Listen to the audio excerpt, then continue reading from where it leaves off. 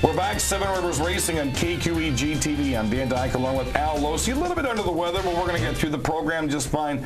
The first three programs have been put up on YouTube, and they look outstanding. Jesse does a great job of putting that program together. You can find it in 3 segments of the entire show at youtube.com/Seven Rivers Racing. And if you are a driver or a race team and you're on the show, tell your sponsors about that, because that is a sponsorship that never stops. Right. It's free to view that. We had over 5,200 views of just 6 months worth of taping last year.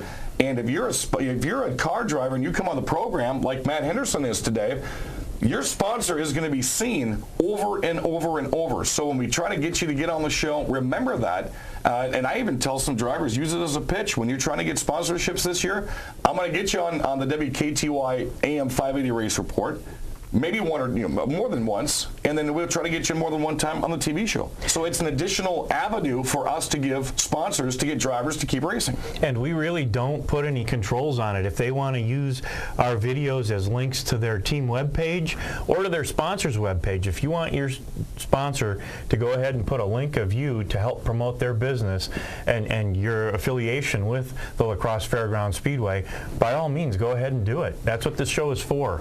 Our guest drives the Ultra Federal Credit Union number 33 Quick Trip NASCAR late model. He is always in the hunt. Matt Henderson. Matt, great having you back on the show. Thanks for having me. It's great to be here. We'll have Dad on. Dad is like a permanent fixture as well. It was funny because I often compare you and your father to Terry and Jay Herbst, because where there's one, there's the other. And there was a point last year where you guys kicked Dad out to have him go on a little vacation up north or someplace, and boy, he couldn't even enjoy himself on vacation because he was away from you in the car on the track. Yeah, well, he hasn't missed a race, and I don't know, he helped Mike Belling for 7 years, and I think this is our 5th or 6th year, so he will not miss a race. If he has to miss weddings or, it doesn't matter. He's a diehard racer. He doesn't sleep at night during the race season. If the car ain't working, he especially doesn't sleep, but we're working hard to fix that this year. Matt finishing very strong last year, finished 5th in points, 9th in dash points. And you had a couple of quirks last year where I would come down and talk to you in the pits, and I could just tell by your body language whether you're standing by the car or in the trailer what kind of a mood your car was in. And there were about 2 or 3 instances last year that you'd like to get those nights back because you could have gone for a championship. Well, a lot of times last year we really had a fast car, and it just seemed like whenever we finally get the car really rocking, we'd end up in a wreck or something would happen. Stupid things like blow a tire, fluke things that would happen, and that's just racing. So when you got a good car and stuff like that happens, it's easy to get upset about it because you finally do all the work, you get everything right, and then something like that happens. But we just got to work harder, and we really think we're going to be up there this year. Matt dealt with some things. There was a lot of drivers last year that dealt with some animosity away from the racetrack. Matt was right up there as well. I know there was a house fire in your family, which really took a toll on the entire family, not just yours and Brittany's. And talking about Brittany, you got married last year as well. How much of an effect did that have? Because we're talking, this was your brother or brother-in-law. Brother-in-law. And brand new house, all excited to get in, and they darn near just lost everything. I mean, that really had to have, not to put a negative damper on the program, but a lot of people ask me, well, you need to talk about what do drivers do in the off season? What about their lives? What do they do? What do they do for jobs and things like that? And it's more personable. And I had a direct connection with you on this, on some fundraising efforts, and it's good to know things are back in line, but that had to have taken a toll. Yeah, definitely. To win a championship, I feel you just have to be focused on the race car. Distractions are not good, and a house fire that my dad and my brother-in-law built together, just up in flames. They couldn't find a cause, and just then we had to pretty much start over, tear it down, rebuild the whole new house, which was all going on all throughout last race season. Right. So, you got the building the house to do, worrying about my, the family, because the brand new house burnt down, working on the race car, it was just a rough summer. But And focus is so tough at this level, and with what you guys are doing. That and you've got somebody like Terry who is here.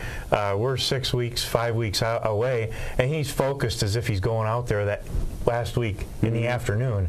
So having stuff like that happen, it is so hard to refocus and get things back going for your race team. Yeah, well, it was really tough, and I don't want to make excuses because Sure. Right. you know, we still went out there and performed. I think, anyways, we finished 5th.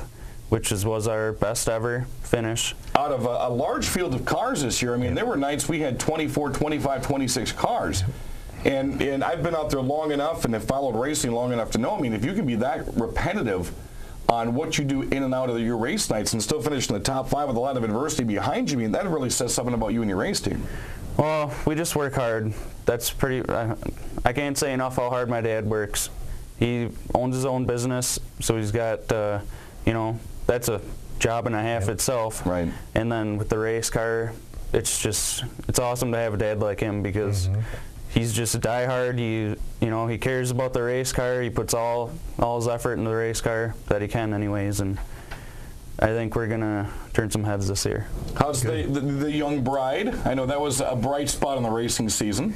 Yeah, it was actually 2010 we got married, so all last season. Right. But oh, wow, time's just going on. Yeah, been married man now a couple of years, but yeah, she enjoys it too, and I always tell her, well, if we wouldn't have met, you wouldn't be a race fan, you know. True. But she's. Do you let her get her hands dirty? If she wants to, she's usually wondering when I'm going to be home and all that, you know, because some nights it's midnight or after before we get home, but she copes with it pretty good. I can't complain. Right.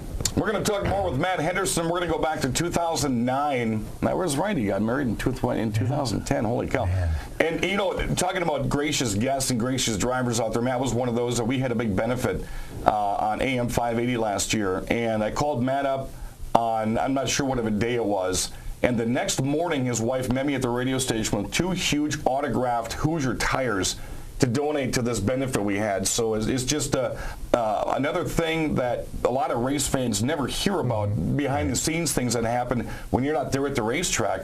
Matt didn't even hesitate. Brittany got in the shower that morning and then brought the tires down. So I'm like, now I got to go home and shower again, which is always a good thing. So yeah, just one of the little things a lot of these drivers do at the racetrack, beyond entertaining folks every single weekend, that really help out this community. When we come back, we're going to take you all the way back to 2009 and find out what's in store for Matt Henderson this year on the Seven Rivers Racing Show.